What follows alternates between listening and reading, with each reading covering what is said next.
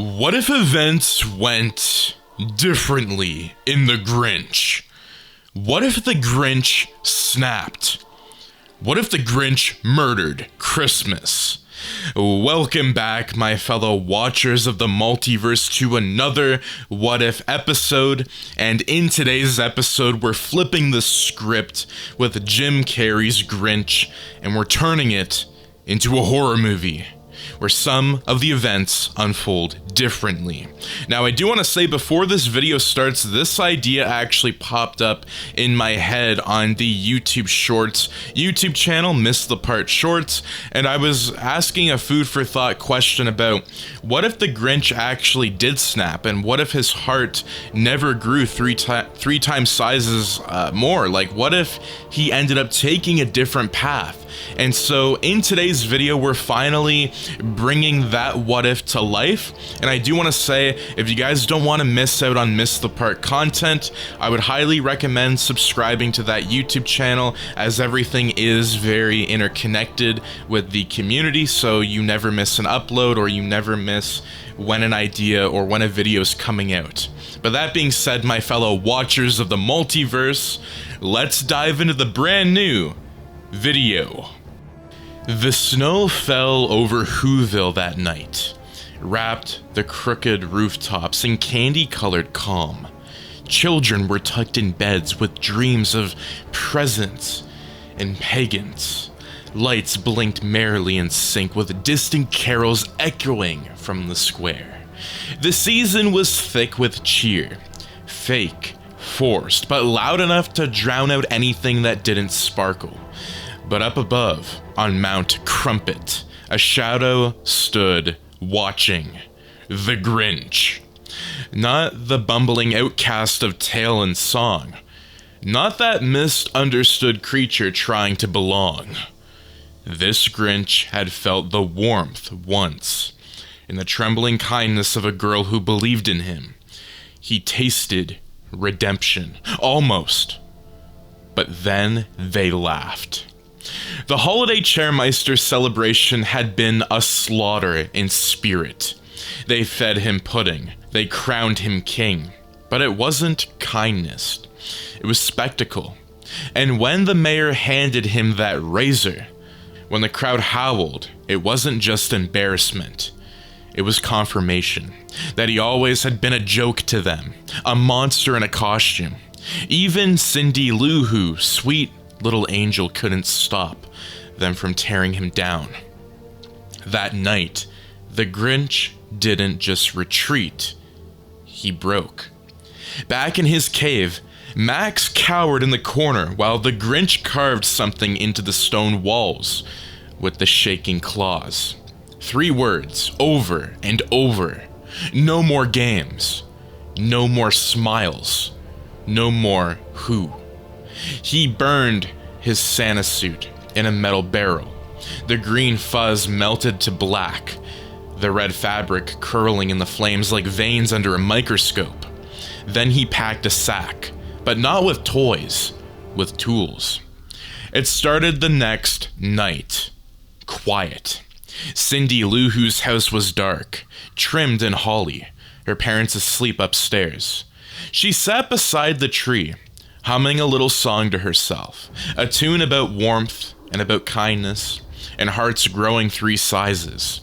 She never heard the back door creak open, never saw the long shadow pass over the floor. The Grinch stood behind her, staring, breathing heavily.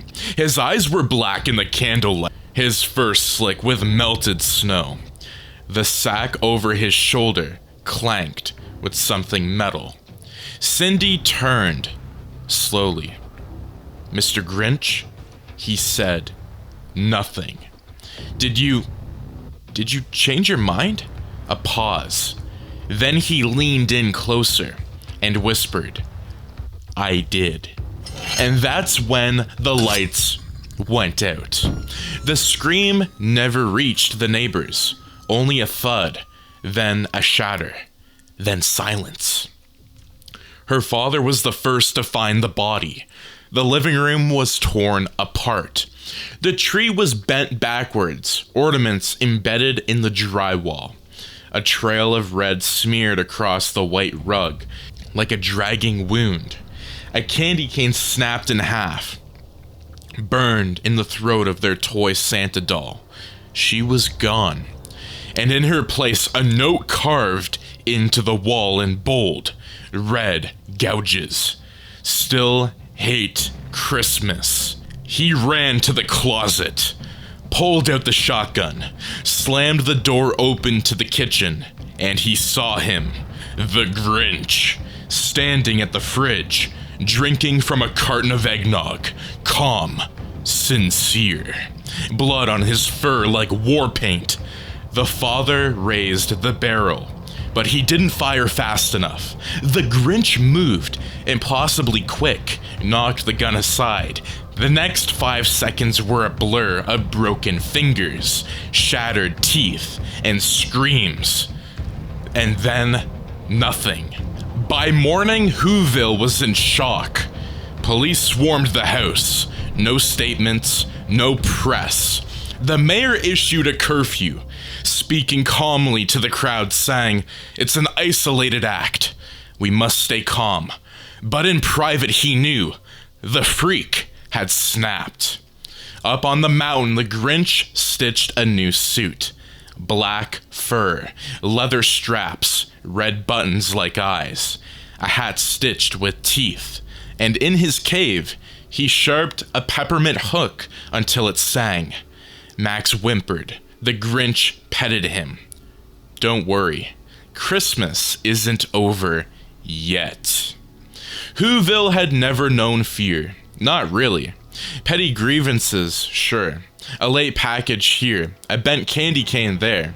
But true fear, the kind that kept curtains closed, that makes children sleep with scissors under pillows. That had been a myth until now. The town square was a war zone in disguise. Decorations were still up, yes, but the festival banners had begun to sing.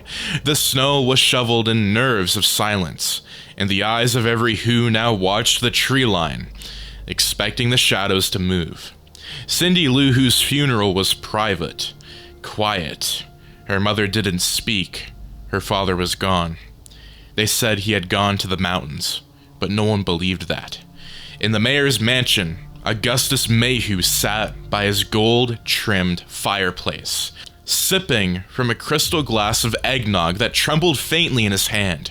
He hated the silence. "This'll blow over," he muttered. "He's just making a statement." But the words didn't even convince him. Behind him, a knock. One of his asides, pale, eyes red. "Sir, you should see this." On the front steps of the town hall, delivered in a bright red box, was Cindy Lou Who's Santa hat. Soaked, heavy, folded neatly, pinned to it, a bent razor. The same razor that the mayor had once handed to the Grinch as a joke. Beneath it, scratched in sharp candy cane tips on the wooden post. "Remember me now." The mayor dropped the box, took a step back. His hands shook. His voice cracked as he turned to the nearest guard. "Lock it down. No one in, no one out." But fear spread faster than orders. That night, Mrs. Lullabelle, the toy shop owner, vanished. Her storefront window was shattered. Inside, stuffed animals torn from limb. Her own severed hand stuffed inside a jack-in-the-box, rigged to pop out with the music. The townspeople stopped singing. No more welcome Christmas. Only whispers, prayers, and locked doors. The Grinch hunted in silence, dressed in black, face painted with soot, eyes glowing under the hood. He left ornaments filled with blood dangling from trees. He tied lights around chimneys like nooses. He carved X's over door frames, and always left behind the same 3 words: "Still hate Christmas." Back at the mayor's mansion, Augustus knew it was only a matter of time, so he stopped pretending. He poured himself real liquor. He opened a lock under his bed, and inside, beneath, wrinkled suits and ceremonial slashes, was a brass knuckle set, etched with Mayor Who for life, and an old photo. Him and the Grinch, kids. Before the teasing, before the hatred, he lifted in the edge of the photo on fire, watched it burn. You want me? Come get me, freak. This time, I fight back. The Grinch watched from the treetop. He heard the challenge. He welcomed it. Time to decorate you in red, Mayor. It happened on Christmas Eve. No one slept. The trees still glowed, but no presents sat beneath them. The lights blinked like dying heartbeats. The Whos huddled in silence. Windows boarded. Fires out. It was what they might see if they looked outside. In the town square, the great holiday tree stood untouched. The last remaining symbol of normalcy. That's where he came. The Grinch walked into the square in broad daylight. No mask, no cloak. His coat was torn, blackened by smoke. His fur matted with dry blood. He dragged Max's collar like a slave. In the base of the tree, he lit a match, held it up. Let's finish this properly. From the mayor's mansion, he answered the challenge. Mayor Augustus Mayhew stepped into the streets, shirtless, coat opened, brass knuckles shining.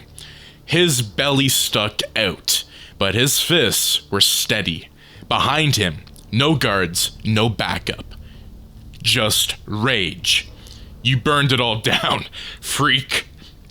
You killed kids. The Grinch grinned. Not enough. It wasn't clean. It wasn't cinematic. It was pure, savage, feral hate. The mayor swung first, breaking the Grinch's tooth. The Grinch bit his shoulder. The mayor bashed him with a steel ornament off the tree. The Grinch stabbed him with a peppermint shard. Whos peeked through their windows. Some screamed, most didn't. They'd known this was coming. Blood sprayed across garland. Fists crunched on bone. The Grinch broke the mayor's nose. The mayor punched the Grinch's eyes shut.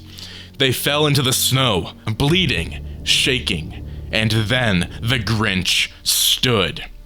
Picked up the star from the top of the tree, jagged, golden, bent, and shoved it into the mayor's chest. One final gasp and silence. He stood over the body, looked at the town. No one moved. He stepped back into the shadows of the tree. Now you'll sing about me. And then he vanished. Somewhere else, the Grinch returned to Mount Crumpet. He built a throne of garbage and bones. He carved the mayor's sash into his own belt. He sat in silence. No music, no joy, nothing, only the wind and the smiling corpse of Christmas. Somewhere else, darkness. The snow was falling, but not in Whoville. In another place. A suburban home. Inside, broken traps, screws, wires. A map of holiday towns. One is circled in red. Whoville. A shadowy figure sharpens candy cane blades. He looks up at a mirror. It's Kevin McAllister, but his face is scarred, eyes empty. Home Alone was just the beginning, and now I want to play a game. Another location, a golden steamship rests in a frozen bay. A man atop hat steps out, dragging a cane. His teeth are perfect, his eyes are madness. Willy Wonka, he whispers. I heard about the one who hates Christmas. Let's go see if he wants to play. The Grinch's cave. He sits in the dark, breathing heavily. Two shadows enter. Kevin, Wonka. He looks up, smile wide, teeth red. You brought friends. And that is going to be it for What If the Grinch Snapped in Jim Carrey's Grinch. In that version of the Grinch, things unfold very differently. And I can't thank you guys enough for being interested in such a dark and twisted idea, but that's what we do here on the MissedThePart YouTube channel. We do things outside the box, things that most people won't think of or won't do. So that being said, if you guys are into this content and you haven't already subscribed, do make sure you do and turn those notifications on so you and your friends never miss an upload or even a live stream, because a lot of the live events we're actually taking requests and we're giving community shoutouts, and that's something that we've been doing recently on the channel. And so I do want to give a big thank you to everybody for the fantastic support. I want to thank the Patreon members who continue to support this channel, as well as the YouTube community members. Now, I do want to say, if you guys do plan on joining the YouTube or the Patreon, you actually can work with me on some of these stories if you want to.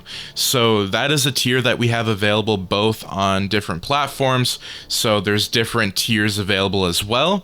And that's something that I would highly recommend if you guys are interested, because it just helps bring more of these videos to life, and I just love doing them so much for you. So again, thank you guys for the support. Let me know what you think about the YouTube Shorts channel that's recently out.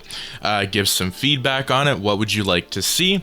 But that being said, as always, thank you guys so much for tuning in to today's video. But before I let you go, what did you think of the ending with Jigsaw Kevin and Willy Wonka? Now, if you guys don't know, that is two separate stories, and we're doing like a little horror connected universe, something very small. We're kind of giving a little bit of sprinkles around. Maybe we're going to be forming a horror team with different versions, different multiversal threats. So let me know what you think. I know it's so random. You're probably like, what the hell did I just watch? But anyways, that being said, thank you and have an amazing day. Peace out.